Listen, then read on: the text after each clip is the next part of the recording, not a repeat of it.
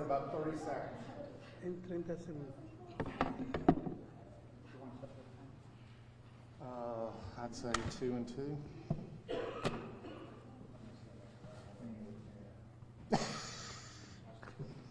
Yeah, watch your step.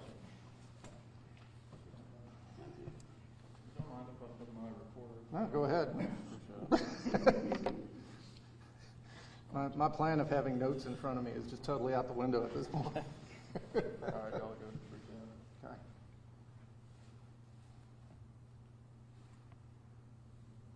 Okay. Good afternoon, ladies and gentlemen. Thank you for joining us here, and we appreciate your assistance in helping us get the word out as we're dealing with what has become a very extended situation on Watson Boulevard involving a significant water main issue. Just to give you a little background so you know who we all are and what we're dealing with, I'm James Drinkard, Jamesdrinkard. I'm the city administrator. Here to my left, from at the far end, is Craig Clifton. He is our public works director. Next to him, Monty Walters. Monty is our utilities director. Here we have Craig Woodyard. Craig is head of our stormwater operation, and then on the far end is Ron Smith. Ron is over the water division within our utilities department. I'm going to walk you through a little bit of background, then we'll give you a current update, and then we'll take questions.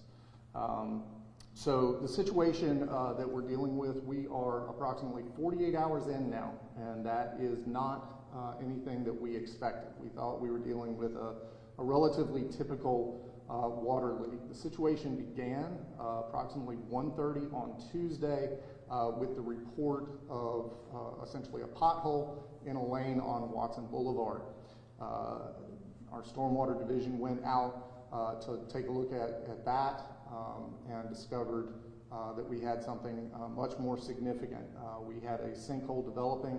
We shut down the lanes, and by about 2:30, our utilities group was on site and had taken control of the situation, and we're coordinating with the Georgia Department of Transportation for lane closures. By 3 o'clock, we had issued initial notification to media and had also begun working with Public Affairs Division at Robins Air Force Base to coordinate, because by that time we knew we would be dealing with an overnight closure that would likely extend into the morning and impact commuters coming into the base, which is obviously significant traffic on Watson Boulevard. Our utility crews, in conjunction with especially our public works crews, have been on site out there for a full 48 hours. Nobody has gone home. So we are working in rotations. We're trying to rest people as we can as we deal with this situation. Ultimately, what we have is a large water main that was installed around 1960. So we're dealing with a 60-year-old pipe.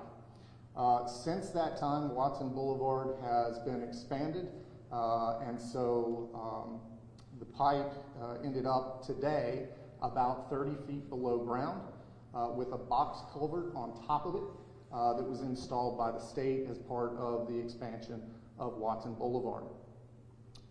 So it took us a lot to dig down to actually find that pipe, because in the 1960s, nobody was recording where those pipes were. So we didn't have drawings to work from, we didn't have maps to work from, we just had to get in and start digging.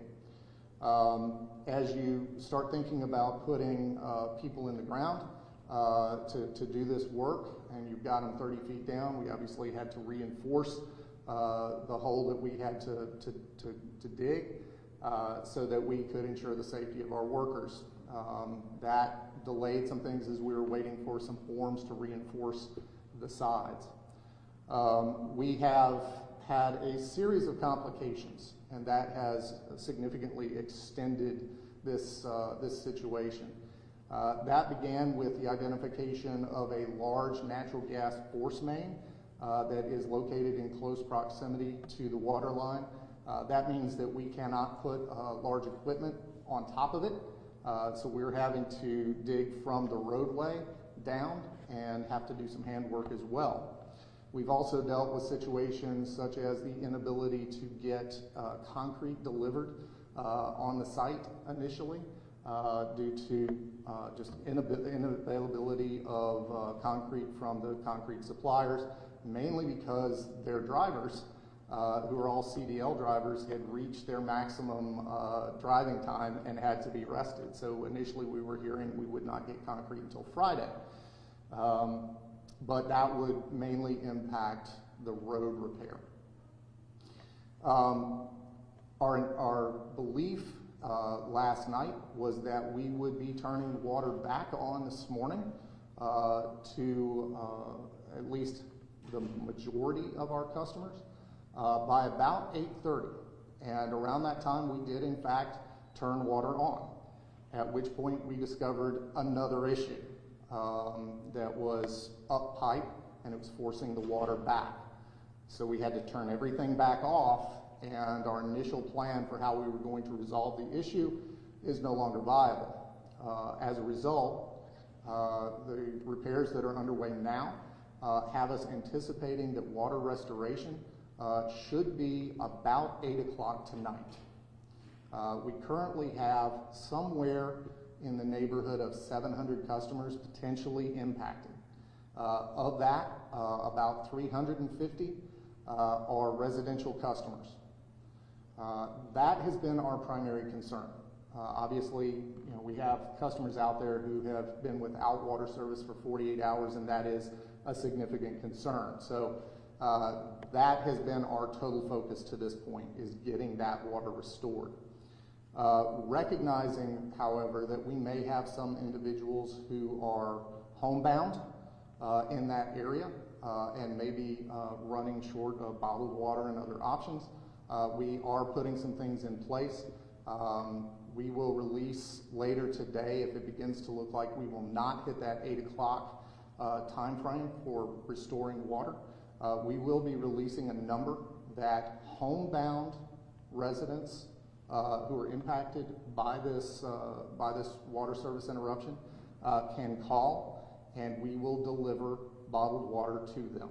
We ask, however, and we're going to hold that number for now because honestly we're still setting some things up, but we are going to really rely on the public, and we would ask your assistance in stressing this, that only those residents who are truly homebound, who cannot get out and get to a store or get assistance from a family member or neighbor in getting to the store to get bottled water, only those residents call that number when it's released. Our supply that we can bring to the issue is somewhat limited, and we want to make sure it gets to those who truly have need.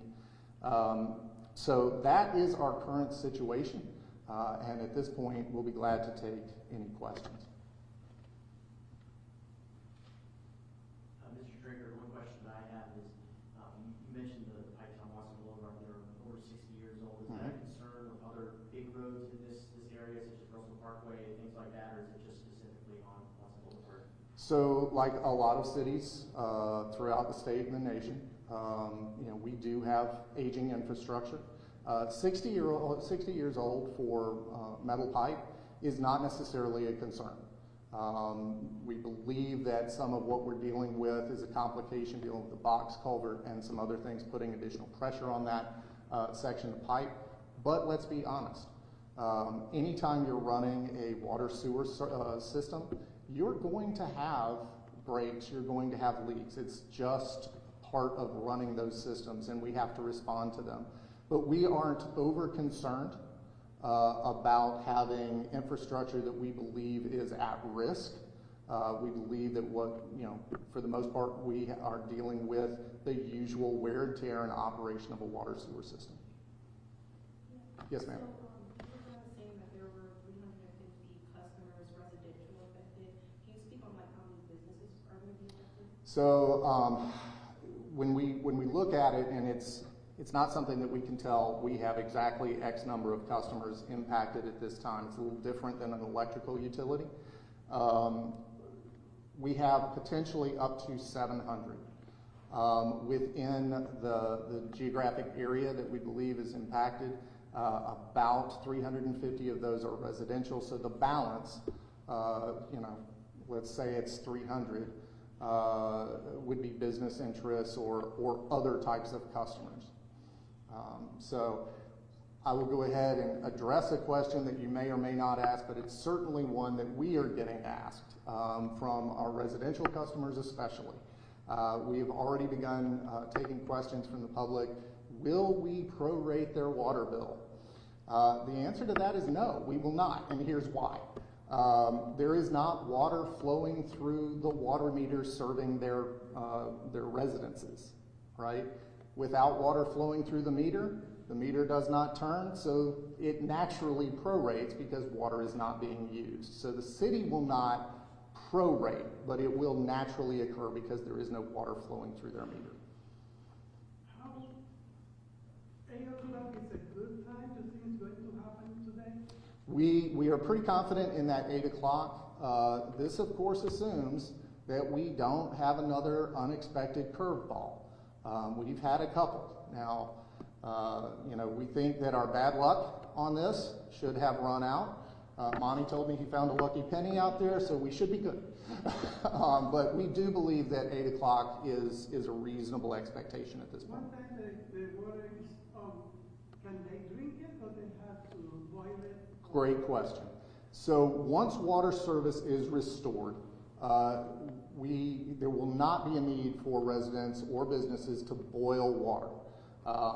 And there's a lot of detail as to why that is, but there is no need to boil water. What everyone should expect, there may be air in the lines, so when you first turn that faucet on, it may make some noise, it may spit, it may cough at you, you may see bubbles. The water may first appear a little cloudy. That's not dangerous by any means, and it is to be expected. So what our recommendation to residents is turn that water on. Once the water is restored, turn the water on. Let it run for 2 to 3 minutes. That will flush the line of any remaining air. The water will clear up and everything will be normal.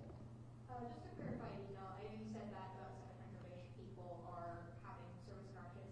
Does that mean that they have no service or it's intermittent? So right now they have no service. Okay, so they have not had any water. That is correct. Since we turned the water off, Monty, Ron, what time was it exactly we turned that water off? You remember? 6 p.m. 6 p.m. on Tuesday. So they have been without water service since 6 p.m. Tuesday. We actually anticipated that we would have water service restored on Wednesday, which is why we are making these announcements today, because there has been a lot of twists and turns. So we want to get the most recent information out, especially as it relates to when water service can be expected. Yes, ma'am. Any additional questions? Yes, sir. In what ways can the city kind of prevent this from happening again? There is no way that the city is ever going to be able to prevent all pipe breaks and water leaks from happening. It's not possible. There is routine maintenance that we do. We do it. There's pipe inspections that we do.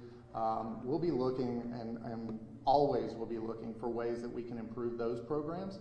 But unfortunately, if you run a water sewer system, you will have leaks, you will have breaks.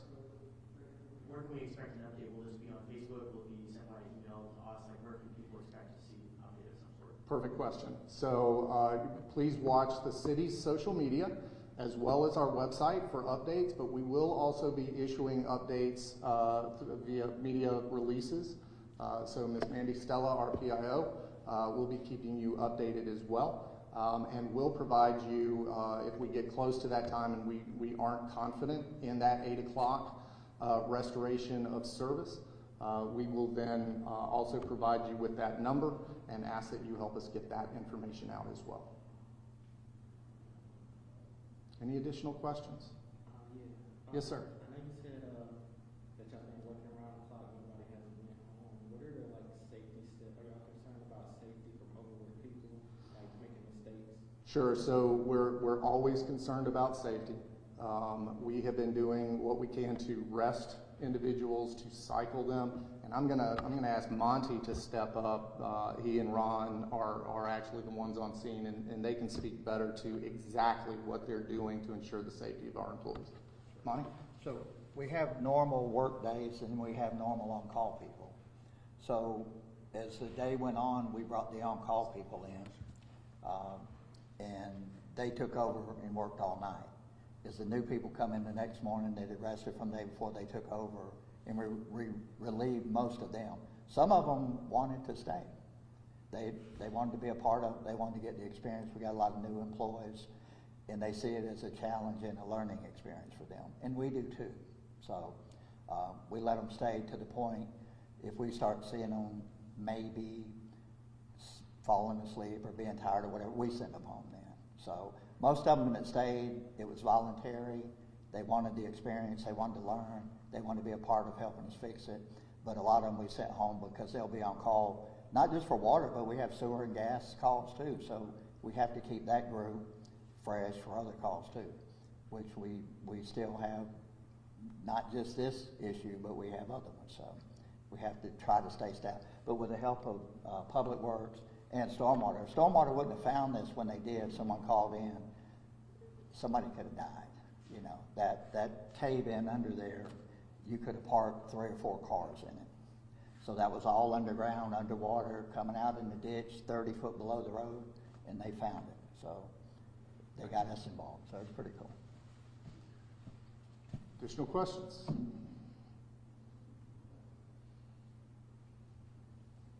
Wow, I only had to go to the experts once.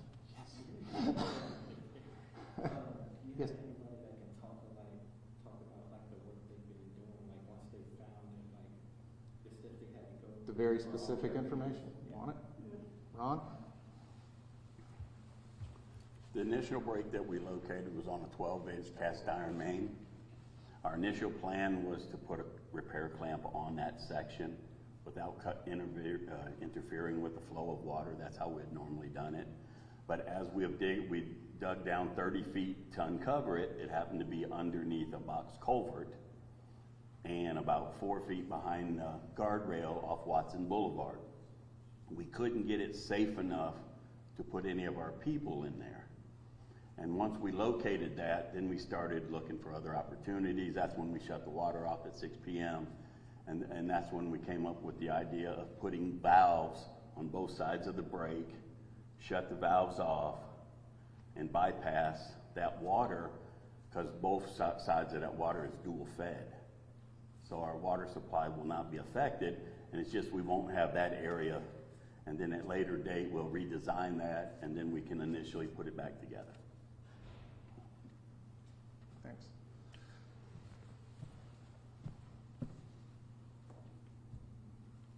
Okay. Please be on the lookout. We will provide additional updates as soon as they are available. Thank you all for joining us today.